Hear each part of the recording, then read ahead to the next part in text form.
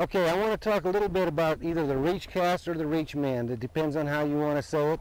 But what it amounts to is I'm going to make a mend in the air, or for those that I always hear the question, what does it mean to mend? It means you're correcting the line drift, or you're positioning the line so you don't have a drag when it's not needed, or sometimes you may want to throw a drag into it. So a mend is just basically taking the line and moving it out of the water and moving it from one direction to another. So if I'm going to throw straight out here and I want to mend, I recommend mending out of the, raise your rod tip up till you get all the line out of the water. You're going to need to mend upstream and then drift, slowly drift with it. And this is a mend on the water.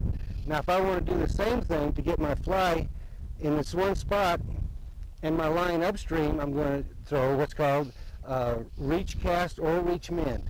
I'm going to come straight overhead. I'm going to shoot my line where I need to, and instead of stopping right there and just dropping my rod, I'm going to shoot for the same spot, let the line go, and as I do, let the line shoot out as I move the rod to one side or the other.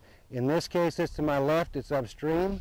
I'm going to make the fly land the same place as if I was straight overhead, but as I do, you've got to have extra line out and allow that to shoot out as you're moving your rod to the side, and that lays your fly where it wants to be and your line upstream, and now you've made the mend in the air.